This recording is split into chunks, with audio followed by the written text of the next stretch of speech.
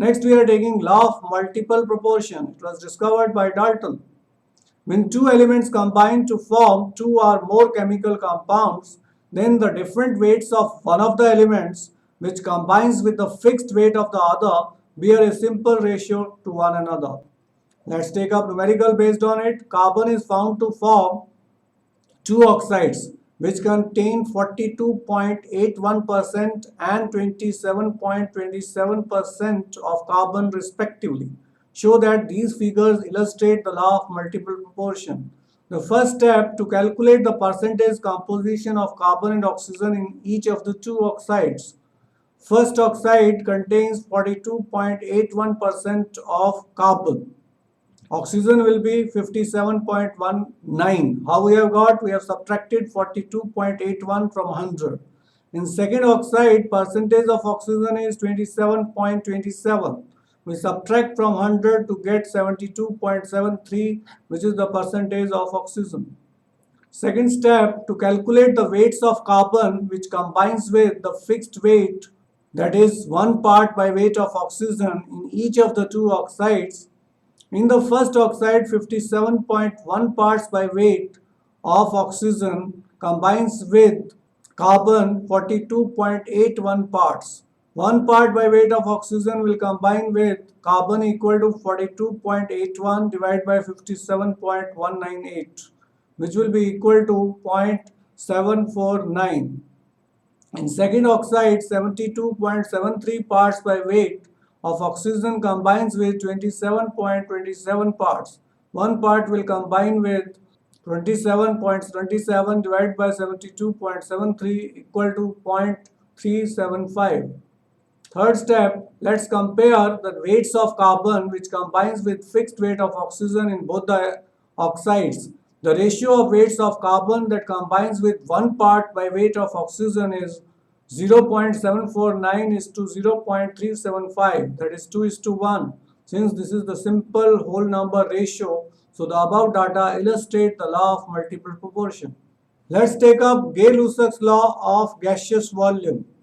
It states when gases react together, they always do so in volume, which bear a simple ratio to one another and to the volumes of products if they are also gases, provided all measurements of volume are also done at same conditions of temperature and pressure.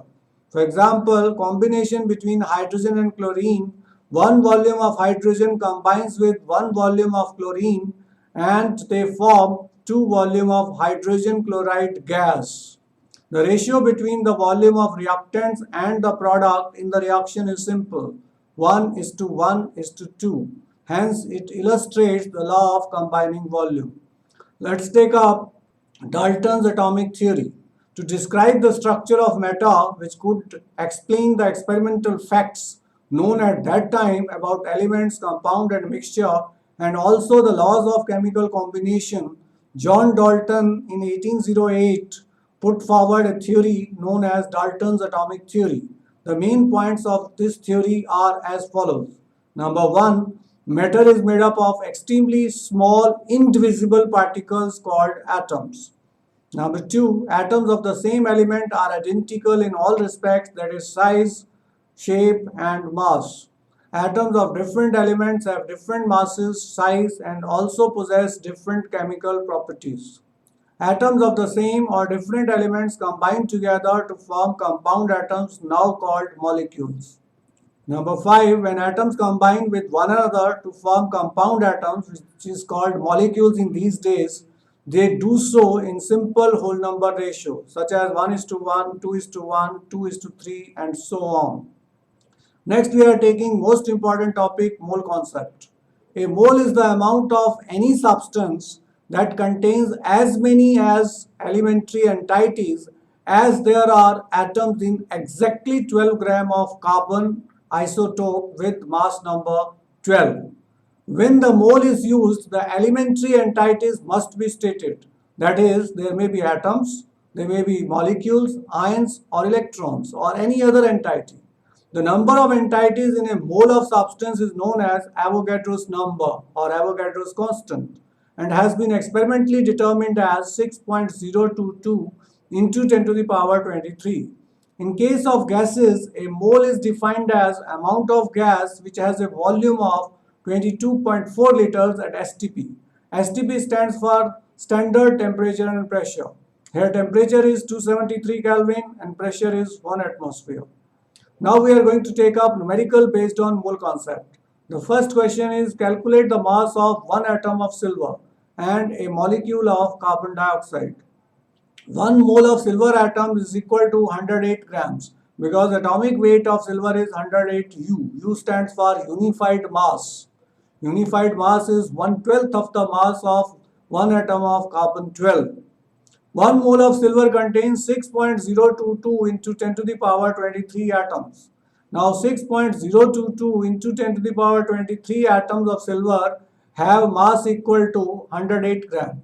Mass of one atom of silver is equal to 108 divided by 6.022 into 10 to the power 23, which is equal to 1.793 into 10 to the power minus 22 grams. 1 mole of CO2 is equal to 44 grams. Molecular mass of CO2 is equal to 12 plus 2 into 1644 U. U means unified mass. 1 mole of CO2 contains 6.022 into 10 power 23 molecules. Thus 6.022 into 10 power 23 molecules of CO2 have mass equal to 44 grams. Now 1 molecule is equal to 44 divided by 6.022 into 10 power 23, which comes out to be 7.307 into 10 to the power minus 23 grams. Next question, how many atoms and molecules of sulfur are present in 64 gram of sulfur S8?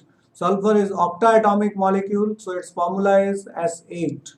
First we find out molecular mass of sulfur. Molecular formula of sulfur is S8, so its molecular mass will be 32 into 8, that is 256 U. 1 mole of sulfur molecule is equal to 256 grams, which also contains equal to 6.022 into 10 to the power 23 molecules of sulfur. Now 256 gram of sulfur contains 6.022 into 10 to the power 23 molecules, and 64 gram of sulfur will contain 6.022 into 10 to the power 23 into 64 divided by 256. On solving we get 1.506 into 10 to the power 23 molecules. Now 1 molecule of sulfur, that is S8, contains 8 atoms of sulfur. So 1.506 into 10 power 23 molecules of sulfur will contain sulfur atoms is equal to 8 into 1.506 into 10 power 23, which is equal to 1.2048 into 10 to the power 24 atoms. Let's take up numerical. Calculate the number of atoms or constituting elements in 53 grams of sodium carbonate. By mole concept, we know 1 mole of sodium carbonate is equal to gram formula mass of Na2CO3. Here we call it gram formula mass because sodium carbonate is an ionic compound. So gram formula mass of sodium carbonate will be equal to 2 into 23 plus 12 plus 16 into 3, that is 106 gram. Now 106 gram of sodium carbonate is equal to 1 mole. 53 gram of sodium carbonate will be equal to 53 divided by 106 is equal to 0.5 mole. 1 mole of sodium carbonate contains 2 moles of sodium ions. That is 2 into 6.022 into 10 power 23 sodium ions. 0.5 mole of sodium carbonate will contain 2 into 6.022 into 10 power 23 into 0.5 moles, that is equal to 6.022 into 10 power 23 sodium ions. 1 mole of sodium carbonate contains 1 mole of carbon. 0.5 mole of sodium carbonate will contain 6.022 into 10 power 23 into 0.5, which comes out to be 3.011 into 10 power 23 carbon atoms. 1 mole of sodium carbonate contains 3 moles of oxygen atoms, that is 3 into 6.022 into 10 power 23 oxygen atom. 0.5 mole of sodium carbonate will contain 3 into 6.022 into 10 power 23 into 0.5, which is equal to 9.033 into 10 to the power 23 oxygen atoms. Calculate the number of molecules present in 350 centimeter cube of ammonia gas at 273 Kelvin and 1 atmospheric pressure, that is at STP. 1 mole of ammonia at STP has volume equal to 22,400 centimeter cube, and 1 mole of ammonia contains 6.022 into 10 power 23 molecules. Number of molecules in 350 centimeter cube of ammonia will be equal to 6.022 into 10 power 23 into 350 divided by 22,400. On calculation, we get 0.941 into 10 power 22. That is 9.41 into 10 power 21 molecules.